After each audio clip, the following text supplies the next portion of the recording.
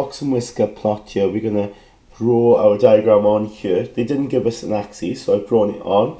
There's no scale there, we need to decide on that. So when you decide, you just got to make sure you look for the lowest and the highest values, which are here. So you've got to make sure they're included on our scale. Now, you can start at 0, okay? Or you can start with the lowest value. It doesn't really matter. If I did start with the lowest value, £30, and went up in tens, 40, 50, 60, 70, 80, 90, 100, I wouldn't get 140. So that's no good, okay?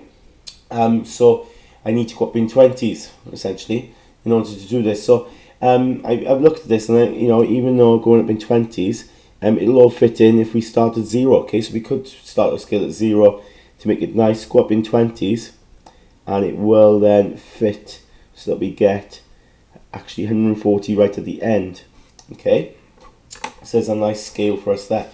Now, when it comes to drawing the box and whisker diagram, I always go with a median to start with. So I work sort of from the middle outwards. So the median, that value there is £60. So I go to £60 here, and I'm going to draw a line, okay, vertical line there at the median there, 60. So I work from the centre outwards. Next, now I need the lower quartile, which is here, which is 50. Okay, so 50, I go to £50 and draw another line. Okay, there's my median, there's my lower quartile, and then I go to the upper quartile, okay, which is 100. So I go to 100, which is over here. And then, once I've drawn my line in for my median, lower quartile, and upper quartile, I'm then going to join them to make a box, okay? Hence the term box in the box and whisker. So the box contains the median, lower quartile, upper quartile. To finish off, then we draw the whiskers, okay? Now the whiskers will have the cheapest item, the lowest item there, which is 30. So I'll go to 30, which is here, okay? And I draw a little line. Now this little line is basically half the size of this line here, okay? And it's sort of centered. So we've got our whisker drawn from the lowest to the box. So you can see then the whisker there taking you to the lowest value. We then have a whisker on the right hand side taking you then to the highest value, which is 140.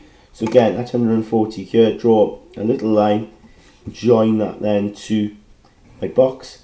So I've got then a box and whisker diagram, okay, where the box represents the median here, okay, and then lower quartile, upper quartile, and then you've got the lowest value, highest value. And the thing to remember with box and whisker diagrams is that it looks at proportions of the data, okay. So from the lowest here to the from the lowest value to the lower quartile, you've got a quarter of the data here. So 25% of the items sold are in this range here. And then the next quarter of the data, next 25%. So 25% of the items was sold between 50 and 60 pounds. Okay, so it's quite a lot of items in there, a quarter of them. And then the next quarter, from the median to the upper quartile, is spread out, isn't there? There's a big spread there, from 60 to 100 pounds. And then the most expensive items then are above £100, yeah? So the top 25% items are greater than £100 in that range there, okay? And the good thing, we'll be asked certain questions on this. They might ask for the interquartile range, so it's looking at, this box here, how spread out that box is. So in this box, essentially represents 50% of all the items, because it goes from the lower quartile to the upper quartile. So 50% of the items were sold within this price range here.